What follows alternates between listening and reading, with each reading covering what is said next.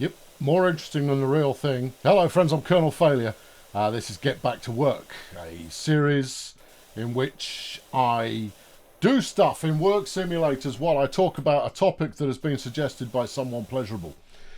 Today, I've got a topic to talk about while I'm doing the Powerwash Simulator. That's nice.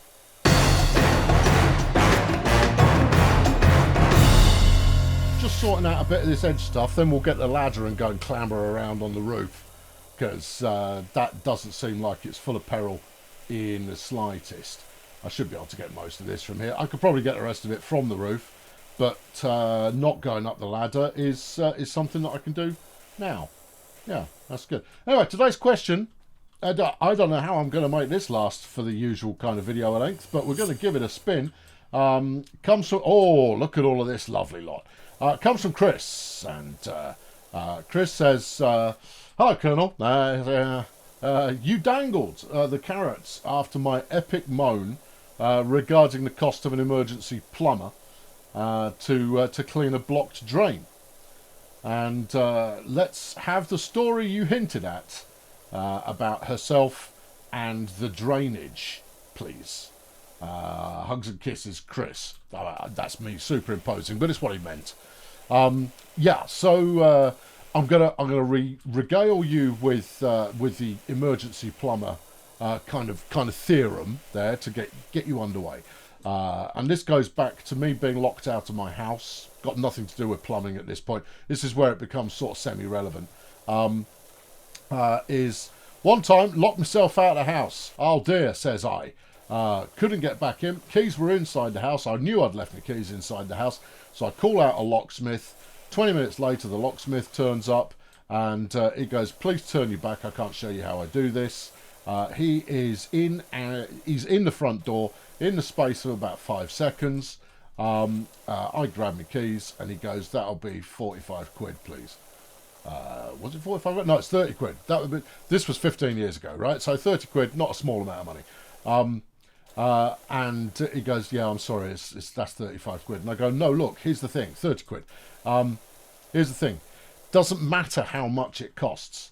What it costs is effectively the fine for locking myself out of my house. I would not be any more satisfied if it had taken you 2 hours to get in the front door. Arguably, I would be even less satisfied. But the crime was leaving your keys inside the house. The fine is the 30 quid it's cost you to unlock it for me. Right?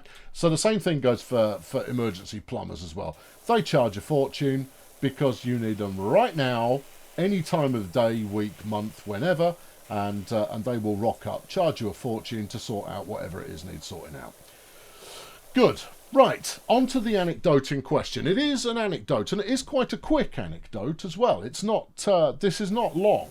I'm going to try and embellish it as much as I can to try and get 15 minutes out of the anecdote, so I'm not left talking for 15 minutes about power washing, because there's precious little to talk about other than, oh yeah, oh no, where's that last bit? Oh, it's just up there. Okay, well, let's get that, and then everything should. It's not riveting. The game itself, I can understand why people play it. It's satisfying. As many work simulators are, is that there is a level of satisfaction to having. I think this is related. I think it is that there is a beginning, a middle, and an end to the jobs that you're doing. You are not just doing something without future purpose going on.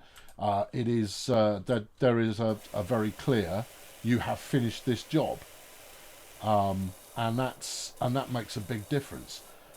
It's what makes work more or less satisfying, is when there is where there's an end point where you can kind of go, I have now done that.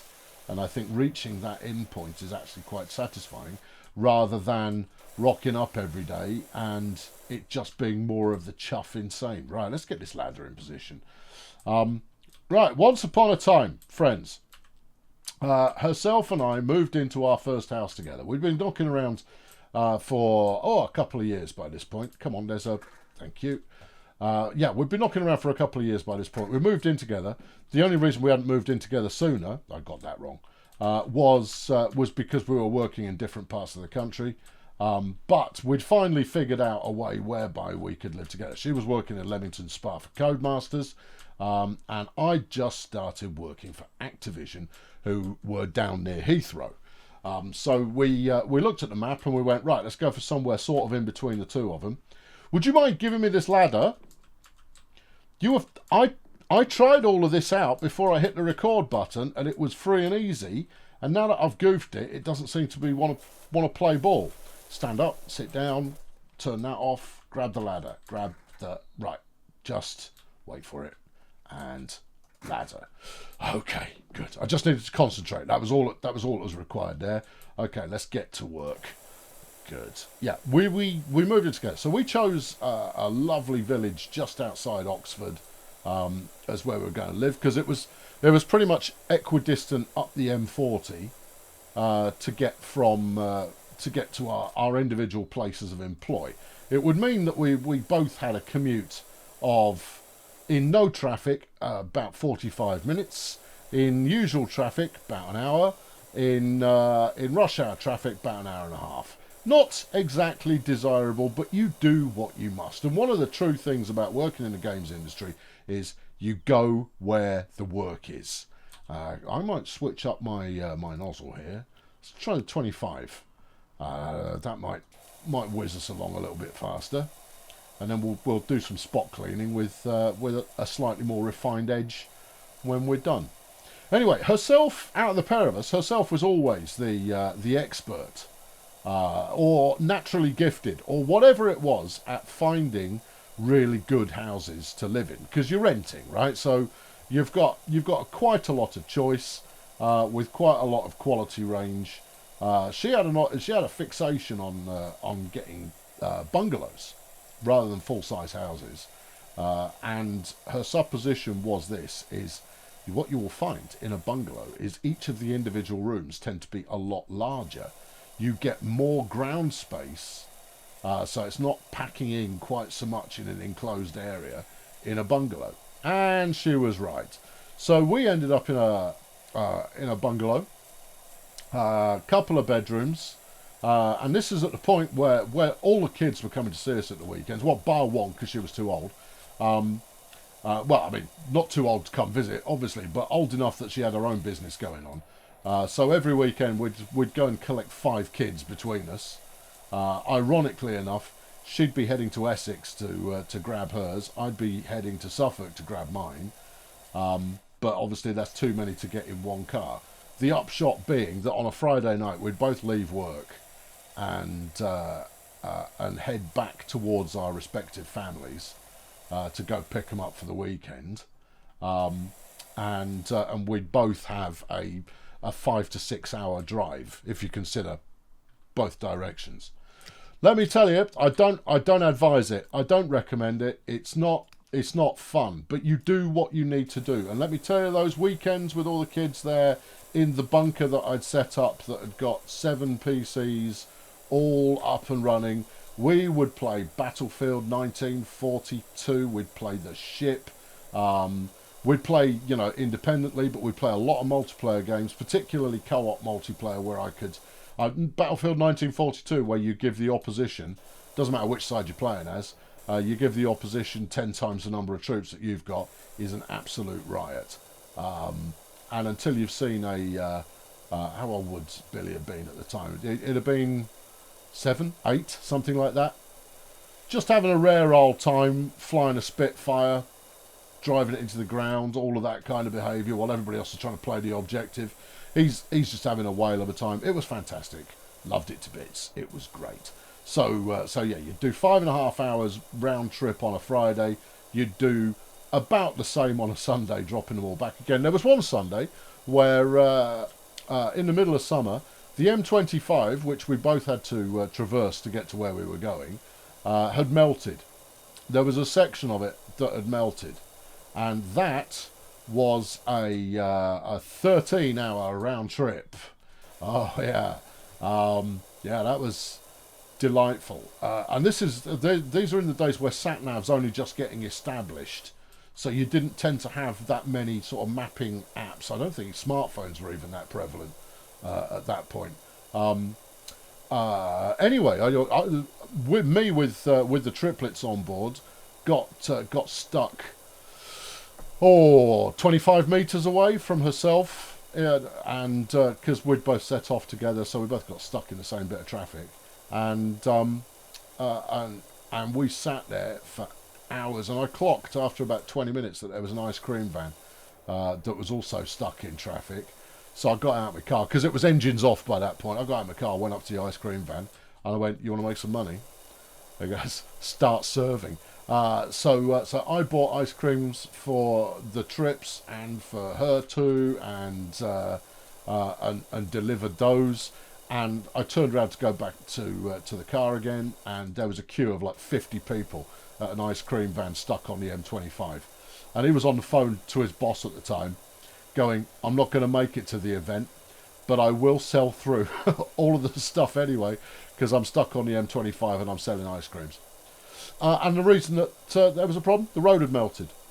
So the interesting thing about roads in the UK is that this is all backstory, because the actual anecdote's quite short. Anyway, the backstory is quite interesting, isn't it? Yeah. The interesting thing about roads in the UK is that there's nothing particular about the materials that we make them out of. Sometimes, I mean, particularly on local roads, you will use the cheapest stuff available to get it done. But for the most part, we're not cheaping out on the road materials. The difficulty comes because of the temperate environment that the UK has, whereby you do have the prospect of both freezing in the winter and then blazing hot in the summer.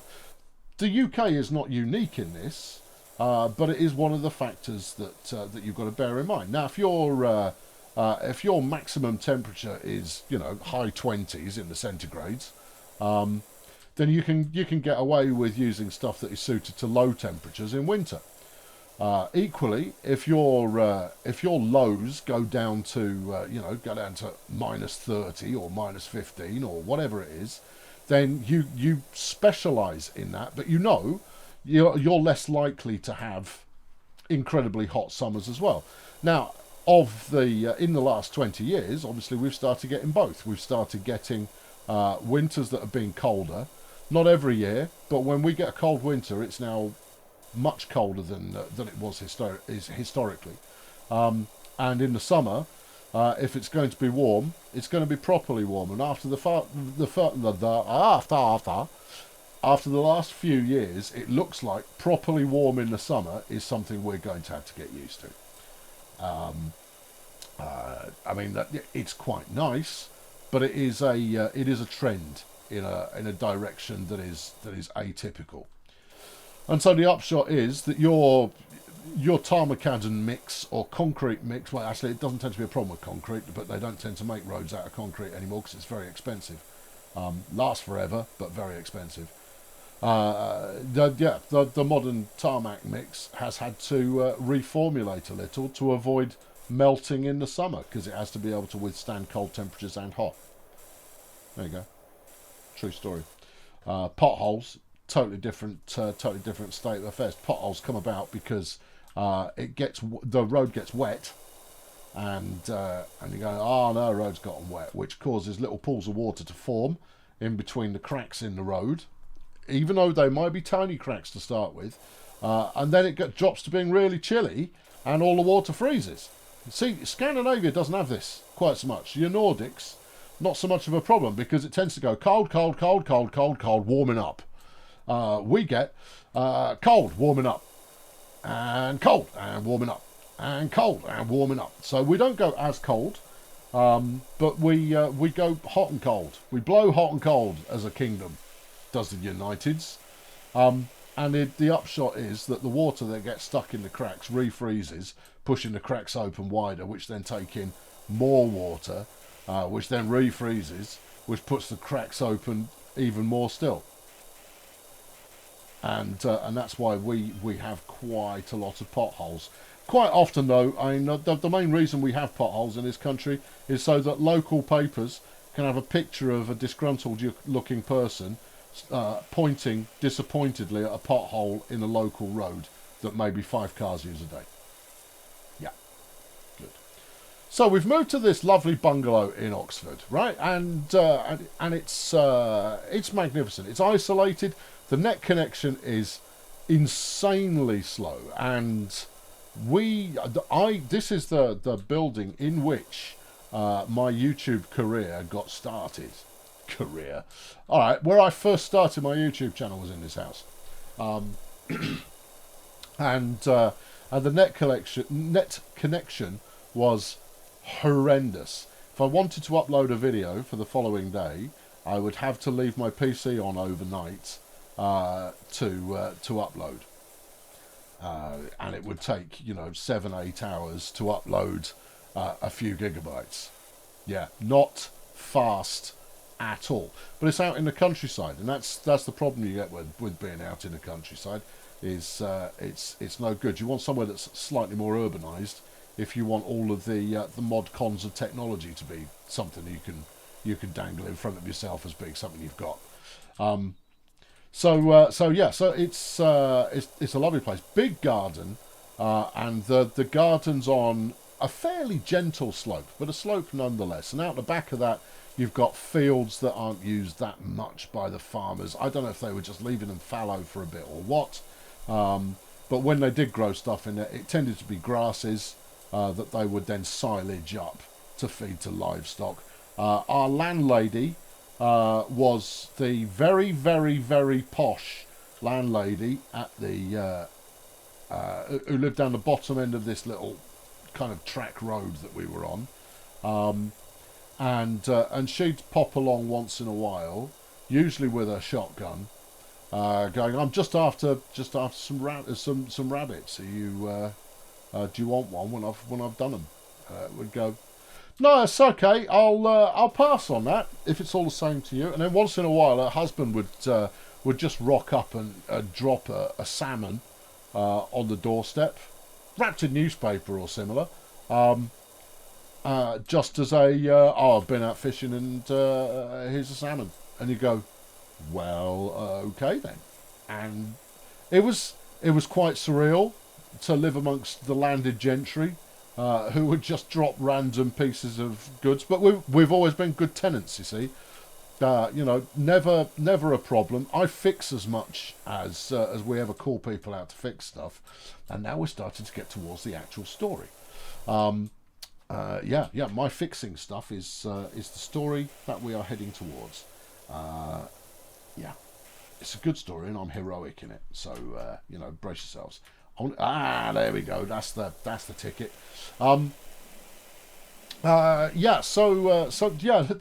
Well, always been good tenants, paying stuff on time. I'd fix quite a lot of things anyway. We were herself, bit of a scruff bag, but not so much as you kind of go, my goodness me, this place is a mess. If it was just her on herself, no. She's disorganised, but not disorderly, but not disorganised. Whereas I'm quite fastidious in keeping things tidy. I let it get a little bit out of control, which for people who do live in a pigsty is, this is tidy, and then I will scrupulously tidy the whole thing. And this is partly because I find tidying to be I'm going to fall off this gutter. Never mind. I find tidying to be very therapeutic, because you've got a task in front of you that doesn't require a massive amount of thought. So you can think about whatever you fancy thinking about at the same time, which for me is usually harebrained scheme number 4756. Apparently I've finished that now. Okay, good times. While getting something tidy, and to tie this back to a point I made earlier, the job has a beginning, a middle, and an end. When you've finished tidying. Yeah, even bathrooms. I've got no problem with tidying anything. I'll get in there, bottle of sieve and a couple of cloths. That's what you want. Get a job done. Speaking of which, on to the next side. I'm going to switch up the nozzle again. Let's go for the 25 to get things underway. Here we go. Right. Okay. So one of the downsides to living in a little sort of cottage bungalow in the countryside is that it wasn't on main sewerage. Instead, it had a septic tank. So the septic tank was down the bottom of the garden. It was basically in the field that I described previously. And are we standing up? No, you were SAS styling it around on the roof. Maybe not the optimum there. Yeah, so our septic tank was down the bottom of the garden, and it was emptied a couple of times a year by a tanker that would just rock up. Of course, you got the other aspect of it was no mains heating oil either. You don't want to. This was back in the days where you didn't want to heat using electricity because electricity was powerfully expensive. Yeah. These days, of course, it's not powerfully expensive. It's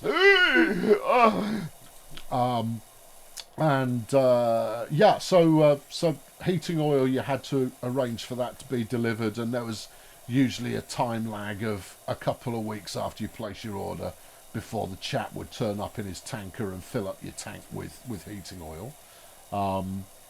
I learned an awful lot about heating oil over the I think two different places we had that required heating oil.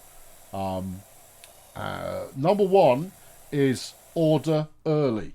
That's the first thing you learn, is don't wait until last minute. Second thing you learn is check how much you've got left regularly. Go in. Don't trust the watchman. There's a gizmo. If you're in the UK, you'll know this already. If you've got external heating oil, there's a gizmo called a watchman, which gives you both a measure of how much oil you've got left, and it acts as an alarm for if someone's come to try and whip the oil out of the tank. The latter doesn't actually happen very often, because you're not going to get that much anyway. You got to bring a couple of 20-litre jerry cans or 2-gallon jerry cans or something like that. I don't know. Regardless, don't let it run out. And secondly, if you do let it run out, you have got to reprime the whole system, and that's quite involved. Now, we looked up, because we ran out one time we completely ran out, and that was because the heating oil bloke rocked up and says, no, I'm not going to refill your tank. Your tank's got a crack in it. You have to have a whole fresh tank, I'm afraid. And that took a month before that turned out. So we were very sparing with our use of oil, but we did run out anyway, because that's what the hot water was being done by. It's said that it's quite health beneficial to be to take a cold shower every morning, and that once you get used to taking a cold shower every morning, it's a good thing, and you're happy with your existence. Well, 3 weeks of doing it, and I never got used to it. Never found it good and beneficial. I found it to be cold. I apologise. I'm soft, and I'm from the 21st century, and therefore, no. If I can have a nice warm shower, that'd be lovely. Thanks. At a push, I'll have a cold shower, obviously, but it is not my first nor second choice. Second choice would be a tepid shower. Right. So there's that. Anyway, repriming. Yeah, I downloaded the guide to the boiler off the internet and followed the step-by-step through on priming it. Herself was wigging out the entire time, just going, "I'll just get the bloke." I said, "The bloke's going to cost us 250 quid. I'll do it." Went through the step-by-step guide as safely as can be, and did not blow anything up, and it worked. And I was just like, well, firstly, the reason that I mention this is not out of some sense of self-aggrandization, is that there is an awful lot of stuff that you get professionals in to take care of. And actually, if you're careful, you're not supposed to. I don't advocate for you retuning your own boiler of the heating variety unless you've had some form of training. Slightly stupid on my part to do it, particularly given that it wasn't my house. But even so, the message that I am trying to put forward is you can accomplish a heck of a lot more than you think you can. and particularly when you take I'll give it a poke and see what I can figure out. And if you give it a poke and you see what you can figure out, and you figure out, actually, this is beyond me, then get a professional in and explain. I had a bit of a poke to see what I could figure out, and I figured out that I needed you to come. And he goes, yeah, you made a right pig's ear of this. And you go, yeah, I know. But until you give it a look, dogs next door are going absolutely bananas. I'd just like to climb up here, please. Am I stood up? No. Right. I'd just like to go up there so I can get inside this chimney, which I'm sure it's going to reward me for in riches. Well, or whatever. Apparently I'm 93% done. I find that almost impossible to believe. Hey ho, rotate. Try that. Yeah, I can't get the angle. You'd need to take this gubbins off the top to get at it. You could jump on there and then lie down. That seems rather excellent. Let's just say that's done. Yeah, so, you know, fixing a boiler, got that done. Again, get someone who's bright. I don't mean the internal boiler, I just mean the pump that fed the oil into the necessary whatnot. And it took me about an hour, but I got it working and I was quite pleased with myself. So, we start noticing it's autumn. Set the scene. It's autumn, and we start noticing that there's an area at the bottom of the garden that has started getting a bit boggy. Yeah. And you're going, oh, that's weird. It's a bit boggy. Anyway, there's a drainage hatch near the boggy bit of the garden. So a floor drain cover, which means that you can, you know, with the right machinery, couple of bits of metal, couple of screwdrivers, that kind of behaviour. You can open it up and have a look inside. And we know that this is obviously the area in which the sewerage from the house is going down towards the septic tank, right? So it's going to get all of the deep unpleasantness that comes from the house and chucks it down towards the old septic tank there. And that's fine. When the septic tank's going, or you'll hear it ever so briefly, just go, right, like it's mulching whatever's been stuck in there, right? That's how you know it's working. And for the rest of the time, it's literally just a tank. It did a little bit of ingest quantity, machination, just to. What do you mean mastication? I probably mean mastication, just to get it a little bit more manageable. But then after that, it doesn't do very much at all, because a lot of what's coming down there is going to be liquid and so forth. Anyway, we've got this boggy area, and we started noticing actually this boggy area, it don't smell too good. Now, it wasn't oozing the deep unholiness up to the surface, but it was doing just enough, and it was coming up around the edges of this drain cover, and you kind of go, oh, I think we've got a block in the sewerage. Yeah. I bet it's in here, you know. I bet it's penalising me for having not done the chimney. It's saying you've done the chimney. Yeah, I don't believe it though, because I can see it. I can see that there's stuff that needs doing still. Well, look, the idea would be just shove the thing in, wiggle it around until it's done. No, I think it's done. It's reading done. Okay, all right, fine. Then what have I not got? I'm at 99%. I think there's a way you can look it up. If I were to hit buttons randomly, nope. This button, that button. Okay, what do we got? Cling, cling, cling. Gutters, 3 out of 4. Okay. And posts. I've missed a post and a bit of guttering. Roger that. Okay, right, well, let's get back on the guttering again. Pretty sure this one went... Oh, well, yes, there's a little bit of scrunch there. No, that's a plastic clip. You're all fine. So I wedged this drain cover off, and sure enough, it's filled to the brim. And it's filled to the brim with all manner of unholiness. Mostly liquid, but obviously when you put things that float around in liquid, they float around in it. And you kind of go, whoa, boy. Now, I've never been massively squeamish. I will have the same... In fact, I've not really been squeamish at all.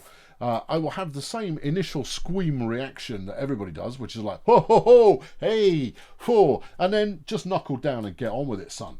Stop belly aching, pull yourself together, get it done.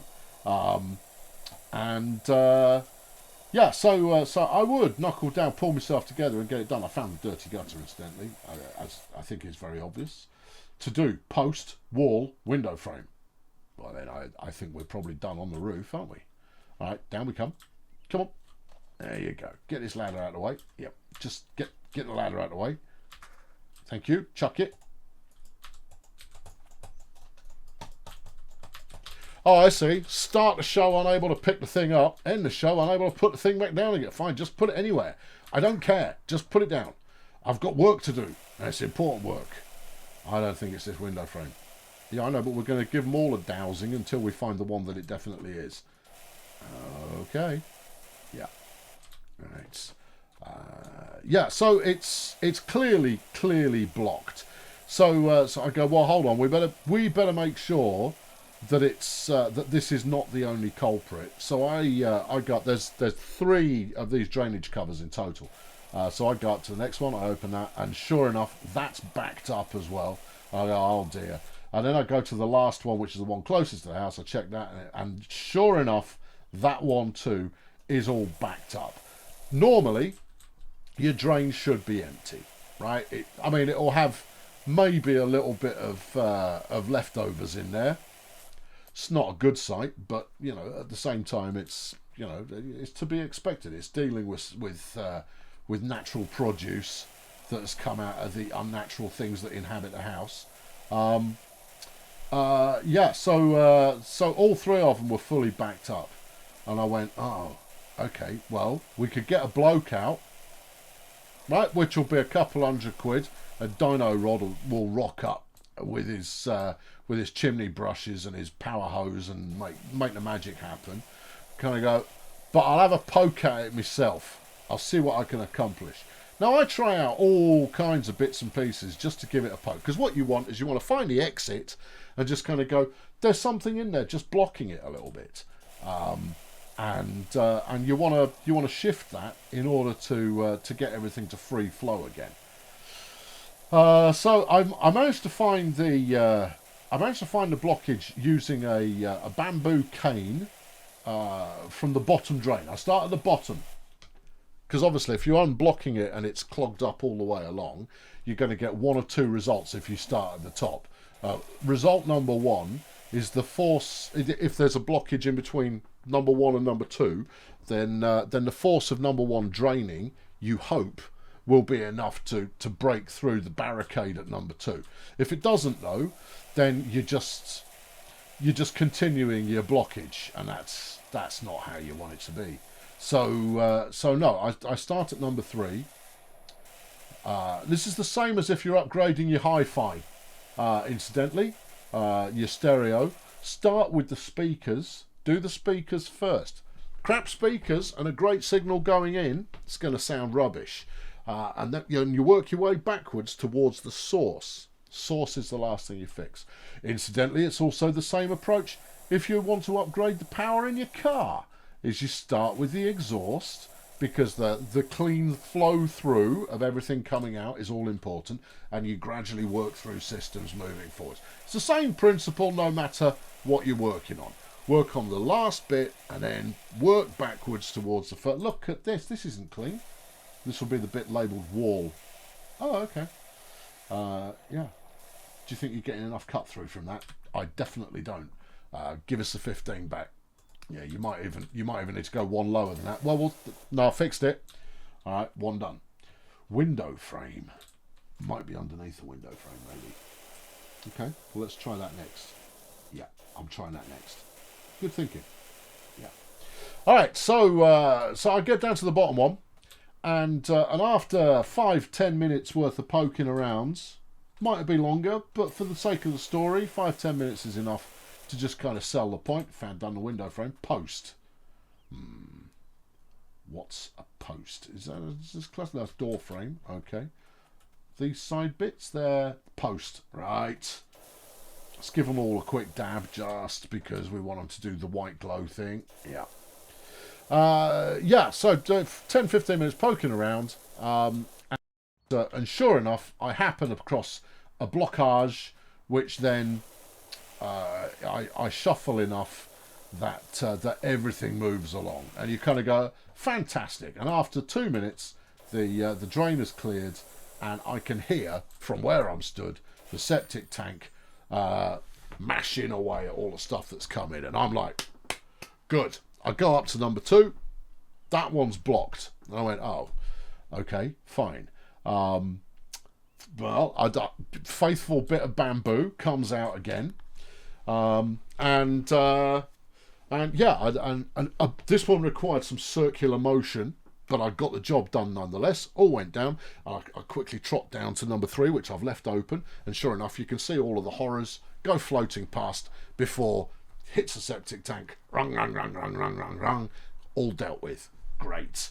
And then the next one, clean the dirt bike. It's a dirty dirt bike. Let's clean it. And then I go to number 1, and I spend half an hour poking around near number 1, and cannot for the life of me shift it. But what I am pulling out of number 1 is hygienic wet wipes. Now, hygienic wet wipes, they serve a multitude of purposes in the lady bathroom. They can be used to remove makeup. They can be used to just generally freshen oneself up. There are a multitude of uses. The gentlemen tend not to bother with the hygienic wet wipe. No, we tend to favour, a combination of bog roll, water out the sink, and a towel, and that'll probably just about do the job. Yeah, we are.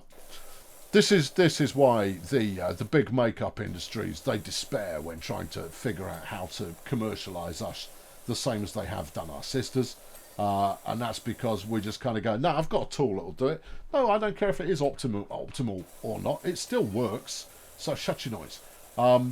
Anyway, it turns out that herself has been making use of the old ladies' favourite hygienic wet wipes for quite some time, and they've not been going down the drain. Instead, they've been gradually forming a ring. They've been hitting the pipe and gradually piling up around there.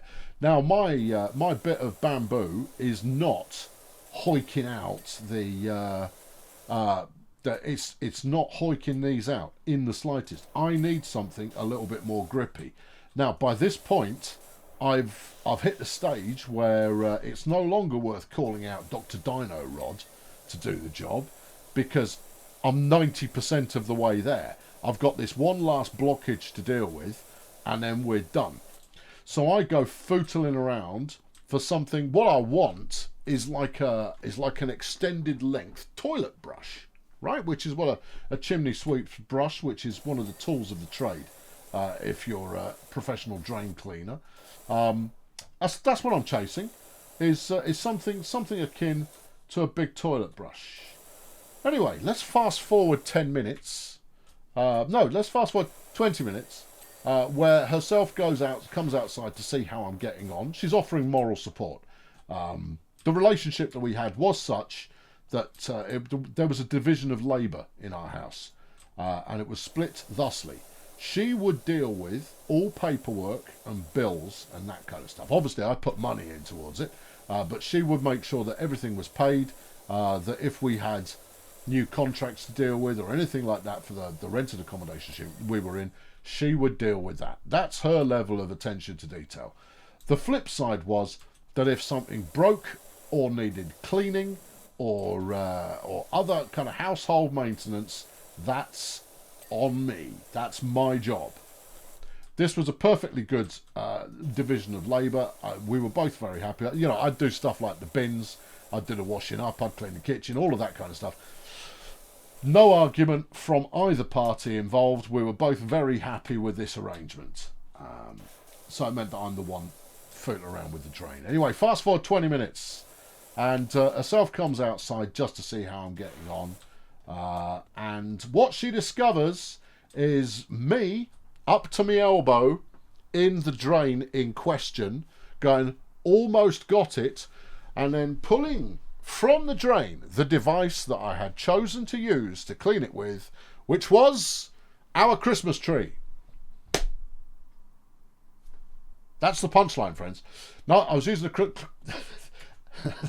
we had a reusable Christmas tree. We had a plastic Christmas tree, and I decided that we could probably go for a bigger Christmas tree this year, because I was about to use this one in the sewer, and it was great because you'd push it in, and the branches would push back a little bit, but when you pulled it back, the branches would come out, and you'd hold it up like this, and it was a Christmas tree covered in very soiled hygienic wipes. It's great being alive. It's just great. It's great. These kinds of adventures are what makes life worth living. So there you go. That's half an hour later, 40 minutes later. I've done well. 40 minutes later, that is the drain story. Sure enough, I got it cleaned out pretty quickly, and followed it all down, and the septic tank went no, and it was job done. I shall just finish this brake disc because it seems unreasonable to leave you with the job not quite done. Apparently, its fairing is still. Which fairing? I imagine it's this middle section. Yeah. Hard to say where. I think you just got to hit it from multiple different angles, and you'll stumble across the bit that it wants, and then the rear fender. Okay. All right. Well, there you go. Apparently that was the fairing done. Where's the rear? Oh, yeah. I got you. Right, there you go. Job done. I've been Colonel Fayer. Chris, thank you for the question. Hopefully, it was as satisfying for you as the end result was for me when I did the end result that time. Yeah. This doesn't look like a proper action replay, although me scrambling... No, that's a proper action replay. Super. Amazing. I'll catch you for the next one. Thanks for watching. Cheerio.